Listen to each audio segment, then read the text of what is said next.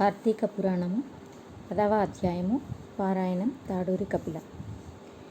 యముడు అజామిళుని గత జన్మను వివరించుట. విష్ణు దూతలతో కలిసి ప్రయాణిస్తున్న అజామిళుడు విష్ణు యమదూతల వాదములను విన్నాడు. అతని పరిస్థితి అతనికే ఆశ్చర్యాన్ని కలిగించింది.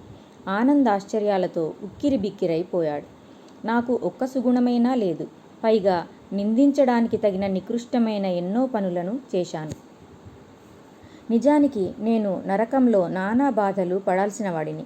అయినా చివరి దశలో నారాయణ అంటూ నా కొడుకుని పిలవడం వలననే నేను భగవంతుడి నామాన్ని పలికిన వాడినయ్యాను. అందువలననే నేను చేసిన పాపాలన్నీ పటాపంచలై శ్రీహరి సాన్నిధ్యాన్ని పొందే పుణ్యాన్ని పొందగలిగాను. కులహీనురాలైన స్త్రీలో సంసారం చేసిన దాన ధర్మాలను వదిలిపెట్టిన నికృష్టుణ్ణి. అయినా నా కుమారునికి నారాయణ అనే పేరు పెట్టుకోవాలని ఎందుకు అనిపించిందో ఏమో నాకు. ఏదో పూర్వజన్మ సుకృతం వలన వైకుంఠనాథుని నామాన్ని నా కొడుకుకి పెట్టుకోవాలనిపించింది. అదే నారాయణ నామాన్ని పలికించే భాగ్యాన్ని కలిగించింది అనుకుంటూ పరమానందపడిపోయాడు అని చెప్పాడు వశిష్ఠుడు. అజామిళుని పూర్వజన్మ వృత్తాంతం ఏమిటి, వివరంగా చెప్పండి అని జనకుడు వశిష్ఠ మహర్షిని ప్రశ్నించాడు. విష్ణుభటులు అజామిళుని తీసుకుని వెళ్ళారు. యమభటులు యముడి దగ్గరకు వెళ్ళి జరిగిందంతా వివరంగా చెప్పారు. యమధర్మరాజు పరిస్థితిని గ్రహించాడు.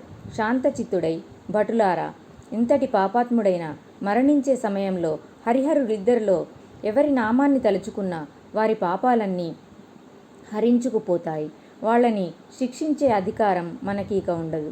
అందులోనూ అజామిళుడు పూర్వజన్మలో చేసిన పుణ్యాన్ని మనం మరచిపోలేనిది అంటూ తన భటులకు అజామిళుని పూర్వజన్మ గురించి చెప్పడం మొదలుపెట్టాడు. గత జన్మలో అజామిళుడు సౌరాష్ట్ర దేశంలో పూజారి కుటుంబంలో జన్మించాడు. పెరిగి పెద్దవాడై ఆలయంలో అర్చకత్వం నిర్వహిస్తున్నాడు. ఆలయంలో పూజలు అభిషేకాలు చేస్తూ వచ్చిన పూజా ద్రవ్యాలను అపహరించేవాడు. రాను రాను ఆచార వ్యవహారాల పట్ల అశ్రద్ధ ఎక్కువైంది.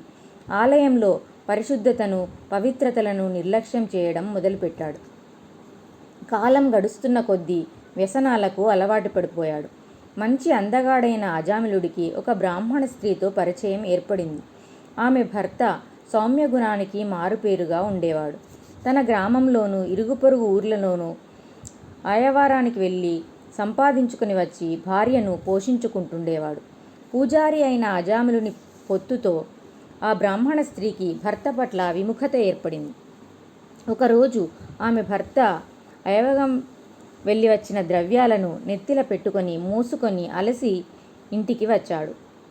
మూపును తలపై నుంచి దింపుకొని మంచినీళ్లు ఇవ్వమని అడిగాడు. ఆమె మంచినీళ్లు ఇవ్వకపోవడమే కాదు, సరైన సమాధానం కూడా చెప్పలేదు. దాంతో అలసిన ఆ బ్రాహ్మణుడు కోపంతో భార్యను కర్రతో కొట్టాడు. అంతే, ఆమెలో ఆవేశం కట్టలుగా తెంచుకుంది. కోపంతో భర్తను తిరిగి కొట్టడం మొదలుపెట్టింది. భార్య ఆ విధంగా తన మీదే తిరగబడుతుందని ఊహించలేదు ఆ బ్రాహ్మణుడు. ఆమె కొట్టే దెబ్బలను తట్టుకోలేక ఇంట్లో నుంచి బయటకు వెళ్ళిపోయాడు. ఆ తర్వాత ఆమెకు భర్త యొక్క అడ్డు అదుపు లేకుండా పోయింది. ఒక రోజున ఆమె కామోద్రేకంతో బాగా అలంకరించుకొని అందగాడైన ఒక చాకలివాని ఇంటికి వెళ్ళింది. తనతో సంసారం చేయమని అడిగింది. అతను ఆమె మాటలు విని చాలా ఇబ్బంది పడ్డాడు. నువ్వు బ్రాహ్మణ స్త్రీవి, నీతో సాంగత్యము నేను చేయకూడదు, భర్తకు ద్రోహం చేయడం నీకు తగదు అంటూ మందలించి ఇంటికి తిరిగి వెళ్ళిపోమ్మన్నాడు. అయినా ఆ బ్రాహ్మణ స్త్రీ అతడి మాటలను పట్టించుకోలేదు. అతడి మీదకి పోతోంది. దాంతో ఆ చాకలి ఆమెను కొట్టి అవతలికి పంపించాడు. ఆ అవమానంతో తిరిగి వస్తూ శివాలయానికి వచ్చింది. అక్కడ తన ప్రియుడైన పూజారిని చూసింది. ఆ రాత్రి అతనితో రతిక్రీడ జరిపింది. ఆ మరునాడు ఉదయం చాకలివాడు అన్న మాటలు జ్ఞాపకానికి వచ్చాయి. అతని మాటలను, రాత్రి తాను చేసిన పనిని తలుచుకొని మిక్కిలి కుమిలిపోయింది. ఆమెకు భర్త పట్ల ప్రేమాభిమానాలు పెళ్ళిబికినాయి. అతడిని వెదికి ఇంటికి తీసుకువచ్చి అతడినే సేవిస్తూ మిగిలిన జీవితమంతా గడిపింది. మరికొంత కాలం గడిచినాక శివాలయం పూజారి మరణించి రౌరవాది నరకాలన్నింటినీ అనుభవించి అజామిళుడిగా సత్యనిష్ఠుడికి కుమారుడై జన్మించాడు. ఆ తరువాత విప్రుని భార్య కూడా మరణించి నరక బాధలను అనుభవించి కన్యాకుబ్జ దేశంలో శూద్ర స్త్రీగా పుట్టింది. ఆమె జాతకం మంచిది కాదని, తండ్రికి ఆమె వలన గండం ఉన్నదని చెప్పారు. అప్పుడు తండ్రి ఆమెను పసిగుడ్డునే తన ఇంటికి దూరంగా వదిలిపెట్టేశాడు. ఆ పసిబిడ్డను ఒక బ్రాహ్మణుడు తీసుకొని వచ్చి పెంచి పెద్ద చేశాడు. ఆ కులహీనురాలైన స్త్రీని విప్రుడు స్వీకరించాడు.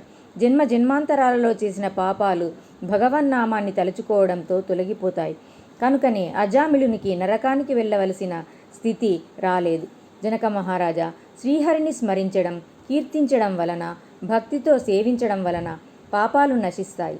మనస్సును స్థిరపరచుకొని ఇతరమైన ఆలోచనలు లేకుండా ఏకాగ్రమైన మనస్సుతో శ్రీహరిని ధ్యానించడం కంటే గొప్ప అదృష్టం మరొకటి ఏదీ ఉండదు. ముక్తి మోక్షాలకు హరినామస్మరణమే దివ్యమైన సాధనమని వివరించాడు వశిష్ఠ మహర్షి.